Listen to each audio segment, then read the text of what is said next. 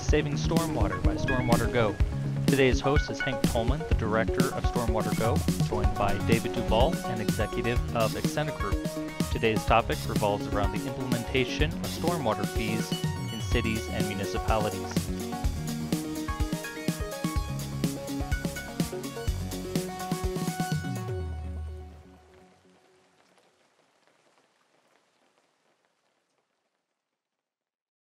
Hello and welcome to the Saving Stormwater podcast by StormwaterGO. StormwaterGO is the leading online provider of stormwater education. I'm here today with David Duvall. David has been in the stormwater profession. He's been working in stormwater for the last going on 13 years now. He has created thousands of stormwater plans for construction companies, municipalities, long-term operators, industrial site operators, and he's also trained individuals in stormwater across the country. So thanks for joining me today. Yeah, you're welcome. David. Today I want to talk about something that's been in the news an awful lot. It seems like every time I open up my LinkedIn feed or I look through the news on stormwater, I get little updates every time a new stormwater story comes out. But it seems like a lot of the ones that I've been seeing recently are about cities implementing stormwater fees. Have you noticed that at all? Yeah. There's a lot of cities are implementing stormwater fees. It's a way for them to fund their program, and so that's one of the ways that they've found that they can do that. So yeah, it's becoming a lot more widespread. Has there been a trigger for that? Has there been like maybe some increased oversight or something that's happened that's caused municipalities to start doing this? I think as the stormwater regulations have evolved, there's been more oversight, more understanding of the permit, what's required for municipalities to be doing. And so in the evolution of the regulations and things, they've found that they need more funding. There's been a lot of talk in the past that it's an unfunded mandate, like they have to figure out how to fund it themselves. Kind of hard to do with no money. Yeah, and so that's why municipalities are looking for ways to fund and to because they have to hire people, they have to do a lot of things to meet all those requirements. So that's one of the ways that they've found to do it. So. Yeah, absolutely. One of the things I keep reading is that a lot of these places have maintenance to do on their stormwater systems. Yeah. And they never planned in a budget for that. They never planned any fees or anything in order to take care of that maintenance. So what exactly is involved when they're talking about, well, we need money for maintenance and upkeep? What does that mean? There's the general maintenance of any infrastructure you put in the ground. It ages and needs to be maintained and fixed. I think the big one they're talking about with stormwater is keeping it clean.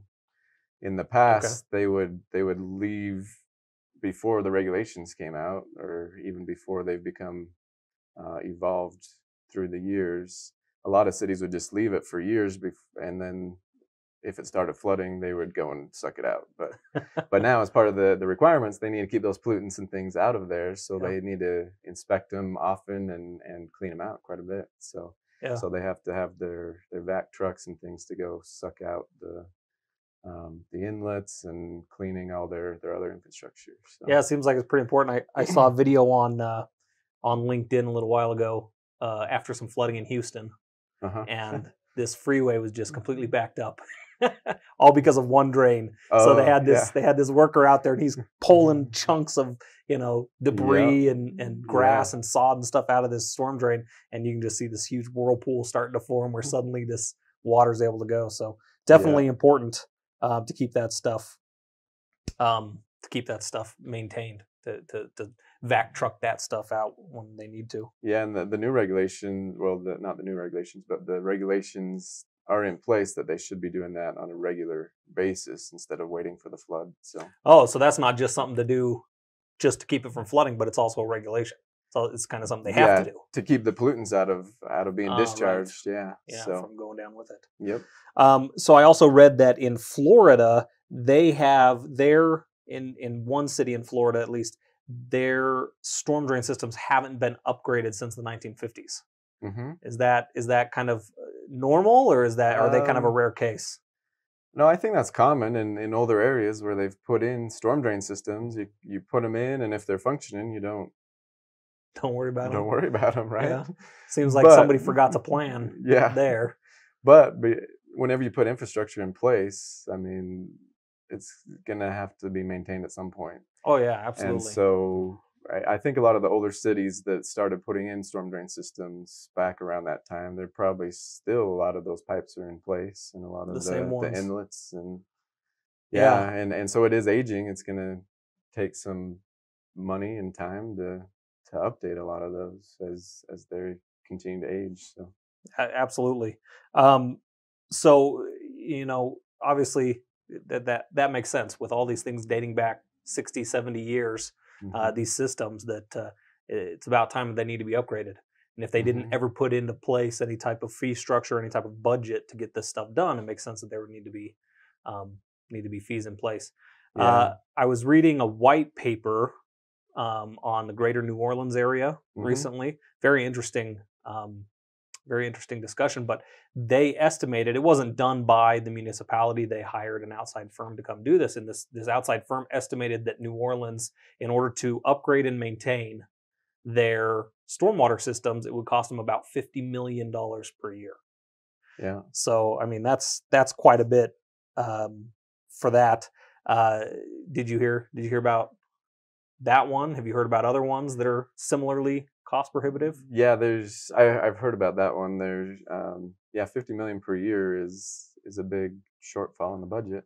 Yeah, definitely. So yeah, I know a lot of cities are struggling with how to pay for the maintenance and how to pay for meeting all the minimum control measures and um, it takes a lot. I mean, it takes manpower, it takes resources, it takes Yeah. a lot of money to do that. So So one thing that's in all of the articles that I read, one thing that is always the same is that the residents aren't necessarily so happy about getting their storm hmm drains maintained. yeah, And I can understand. I mean, if it's been 60 years and they've never had a storm drain fee, if they've never had a stormwater kind of yeah, utility, then all of a sudden you want to start implementing one. Seems like citizens would get upset. yeah. Um, so one of the ways that this white paper and some other communities have tried to offset that is by making sure that the people get charged according to what they're doing. Yeah. So I read that there was a man in California. It was in let me see if I can remember. Collier. Oh, is also in Florida. So he lived in Collier, Florida, hmm and he had a mobile home, and Yeah. that was his only residence. And he was going to be charged $1,200 per year Uh-huh. for the stormwater fee. So it Yeah. seems like there's sometimes that it doesn't work out in the favor of some of the residents. So tell me about some of the ways that municipalities can make sure that they are fairly charging fees to the right people. Well, I think they should just charge $1,200 to everybody, right? Oh, there you go. And then you cover all your Yeah. costs. So, every individual, huh? yeah. 1,200. Hey, that would work. No, I think the fee structure is kind of hard because some of the ones I'm familiar with, they just do a blanket fee for every resident, no matter what they're doing, and then they charge $10 more for a business. Where you can see a Okay. business is going to have a lot more impact on the storm drain system than Oh a yeah, you're talking house. parking lots and dumpsters, and And so I mean, it's a difficult thing, but yeah, I think the fee should be by impact. So there's got to be a way to find a way to implement it by the impact the individuals have yeah, on the stormwater. So absolutely. That same some of the other stuff that I was reading was talking about how um, it needs to be fairly assessed not only by your impact. For example, mhm. obviously, like you were talking about, a business is going to have a much higher impact than an individual that has a mobile home. Yes, yeah, So obviously that business should be paying more than the guy that has the mobile home, or even a yeah, single family residence or whatever, yep, or a person that rents an apartment, or yeah, um, the business is clearly going to have a bigger impact. But also, when we're talking about a lot of places that they pull this money from is the property taxes. Uh-huh. And property taxes don't get paid by a lot of institutions, tax exempt organizations like churches or schools or things like that, that can also have a very negative impact on the stormwater. Yeah. So, one of the things that they're talking about is, hey, it's okay that we need to have a stormwater fee, but we need to make sure that the people that are doing that are affecting the stormwater are paying for it, and that will include tax exempt organizations. Yeah. So. Yeah, it should, because like you said, universities, hospitals, churches, Right. they all have impact on stormwater. Right. Um, But as a tax exempt organization, they wouldn't pay a property tax. They wouldn't pay a property tax, and so there needs to be some kind of fees to offset their impact on that, or give them enough incentive to have the stormwater that's coming off of their facility to be clean.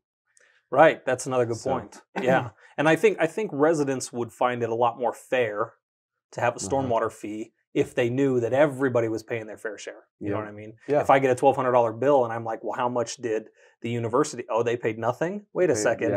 Yeah. But I think it would be a lot better. But like you're saying, there could also be those incentives if the stormwater coming out of your facility is clean. Yeah. Right? Yeah. And so there are a lot of places that have started to implement credits like that. And I wanted to ask you about some of those. So Baltimore, for example, they have a credit program that allows residents to offset their fees by doing things that will positively impact the stormwater runoff. So, for example, if they participate in public events, if they go, say the municipality hosts a storm drain cleanup, if that resident goes and participates in that storm drain cleanup, they sign up on the sign-up sheet, and now they can receive a credit for having participated. So what do you think? What do you think of something like that? I think that's great. If they're not impacting as much, they should get credit, or if they're getting involved, things like that. Because I pay a stormwater fee where I live. Mm-hmm. So do I. And it's just blanketed across the board. All residents pay the same fee. Oh, really? I can't remember what it is with the businesses, but I think it's all residents pay the same fee. Oh, okay. I don't even know what mine is. I live in a different city than you, but I don't even know what mine is. I think mine's like $750 a month, something like that. Yeah. Which is not a lot, but but it's still, it adds up over the year. If you're paying $750 a month, and so is a business that's impacting a lot more, But I think one of the problems that it seems like municipalities have is getting people out to their events. If they're going to do adopt a storm drain, or they're going to do a stream cleanup or something like that, and they said, hey, if you come out to the stream cleanup, then we'll waive your next 2 months fees.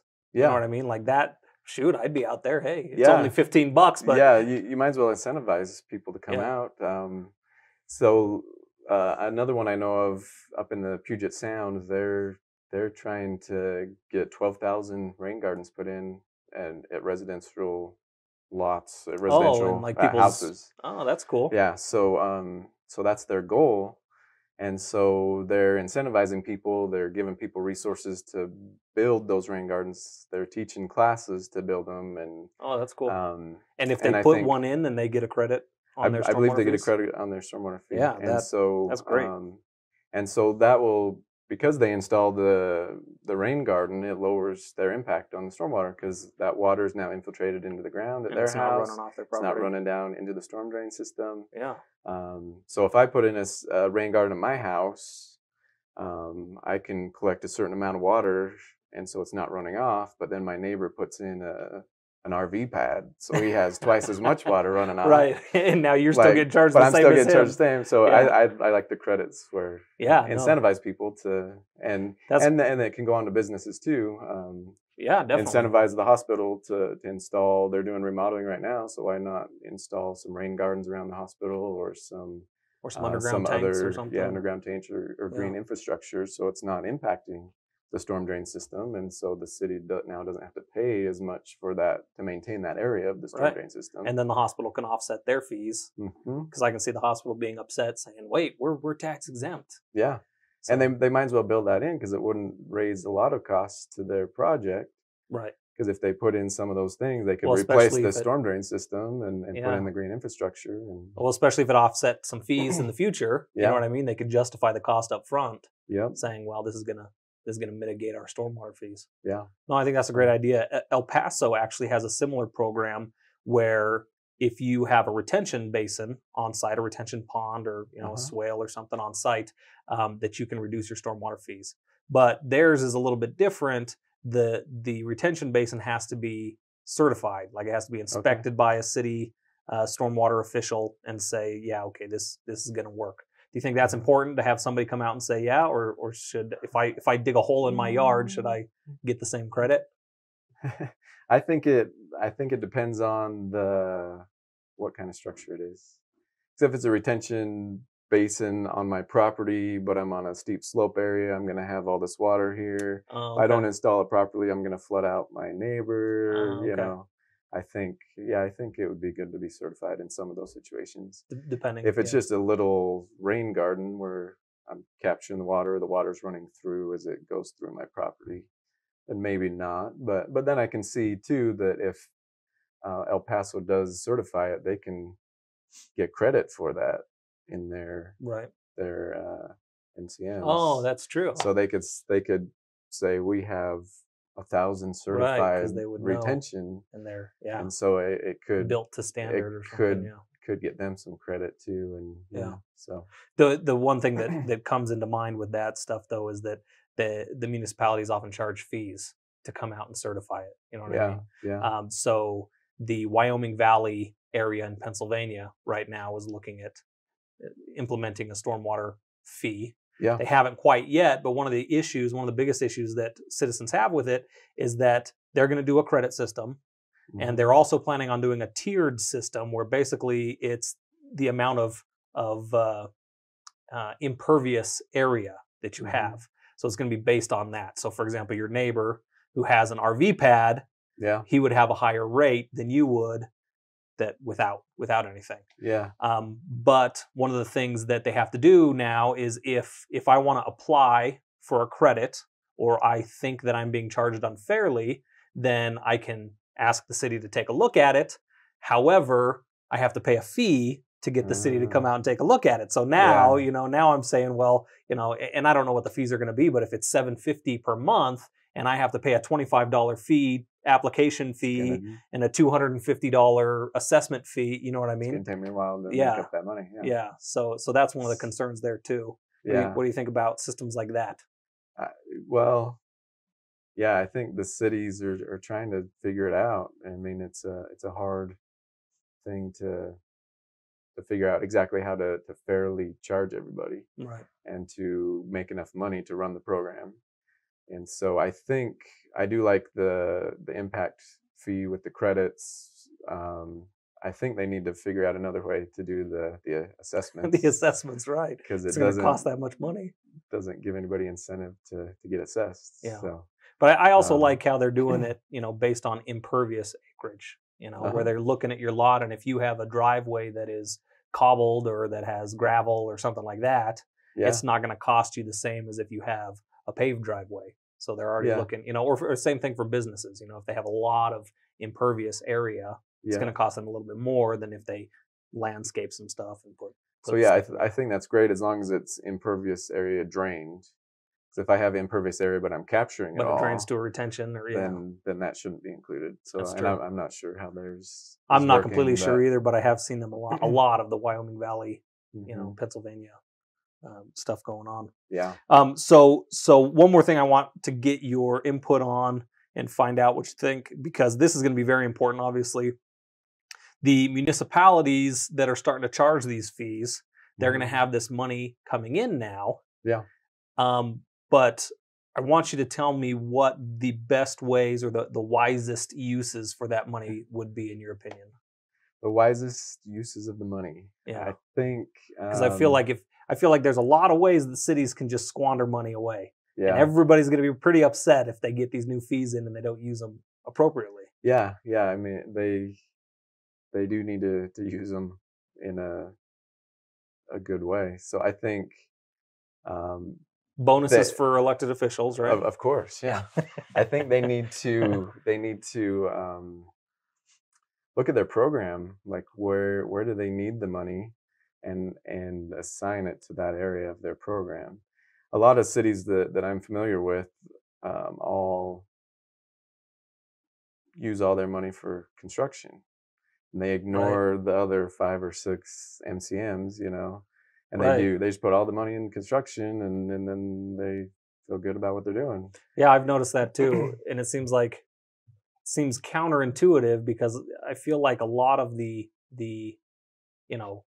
a lot of the pollutants, including oil and grease and even trash and that stuff, is coming from areas that are already developed, not from the new developments. Yeah, I think you're right. Yeah, so I think they need to use it in areas where they need it. Maintenance, I think post-construction long term, they need to look at that hard, because if they can get the right infrastructure in place, it's going to reduce the demand on their storm drain system.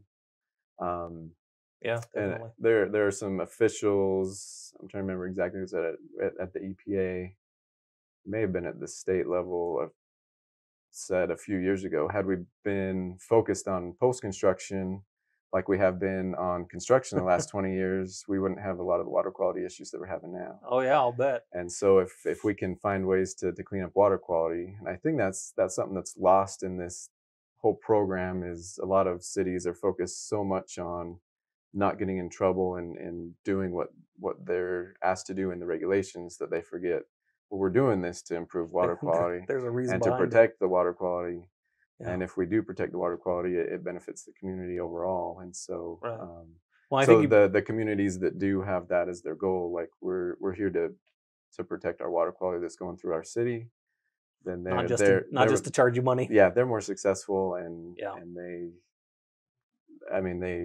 use the money more wisely than the ones that are just trying to stay out of trouble. So. Yeah, well, and I think you brought up a very good point. If they can protect their storm drain systems, that's going to cause less wear and tear. It's going to cause them to have to suck it out less. You know what I mean? Vacuum out the junk. If they can stop that stuff from getting into the storm drains from the beginning, then that would be a good way to use that money and to not cause recurring problems in the future.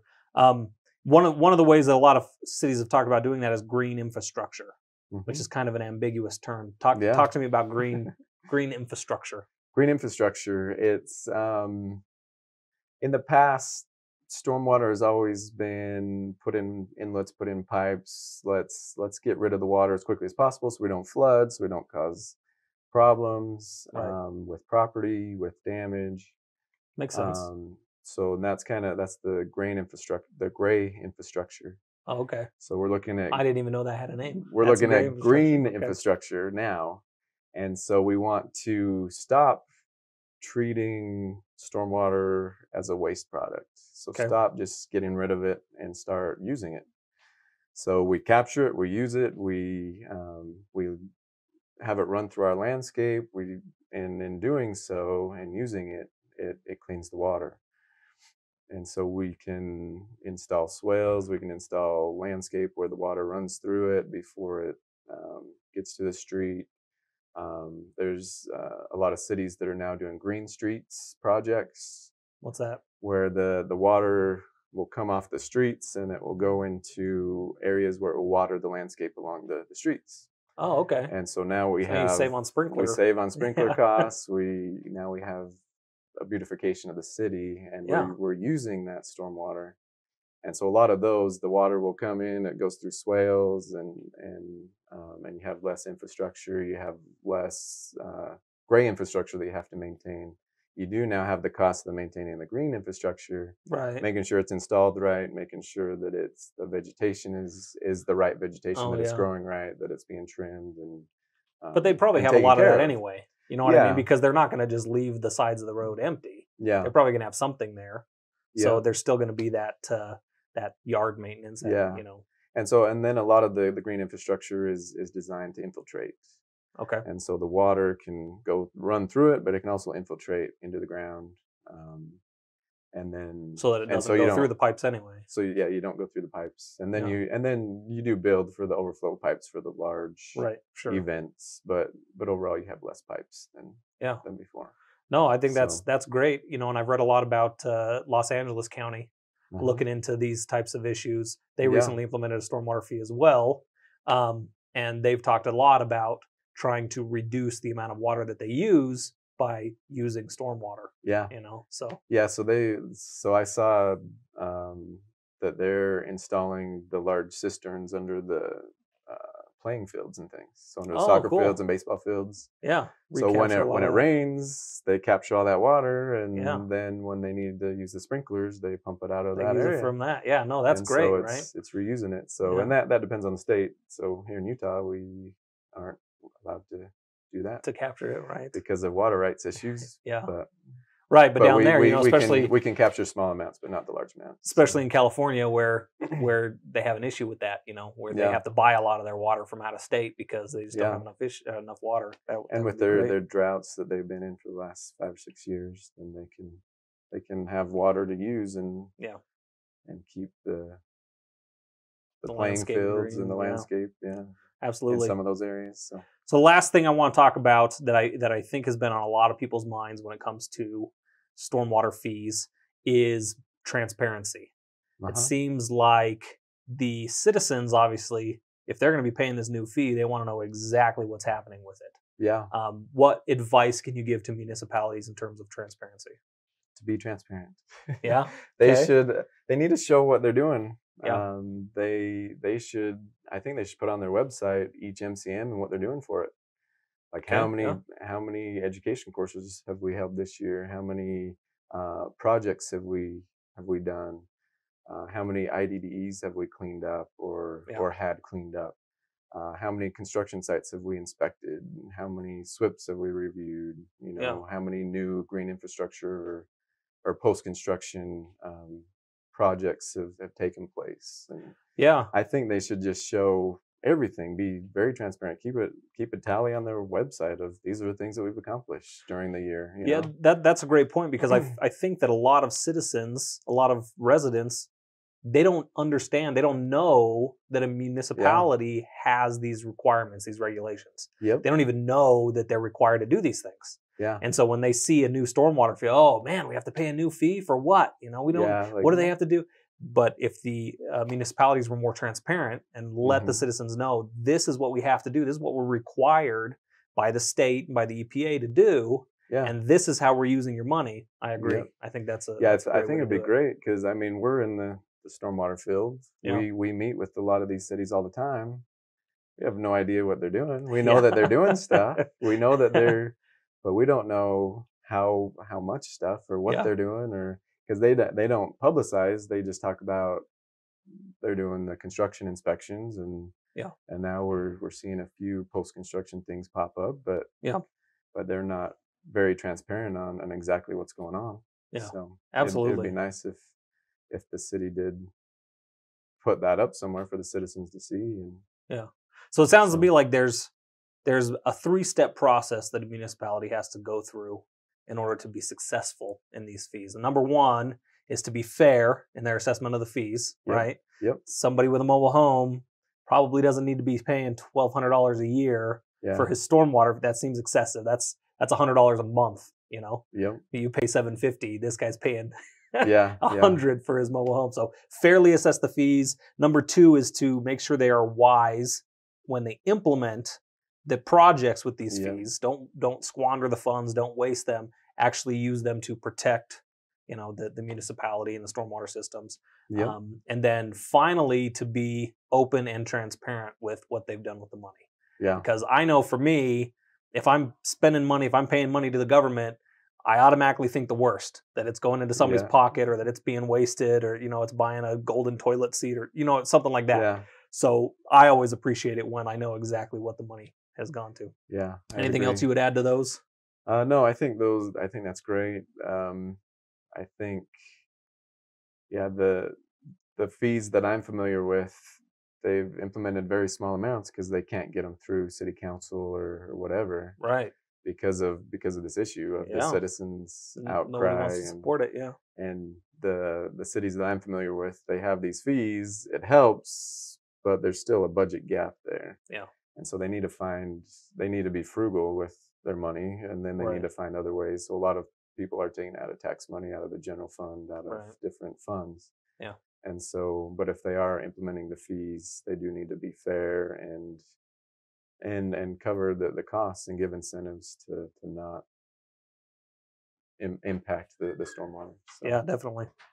All right. Well, thanks for joining me today on yeah, the you're Saving welcome. Stormwater podcast by StormwaterGO. And thank you all for joining us. Please go to our website, stormwatergo.com, and we'll see you next time.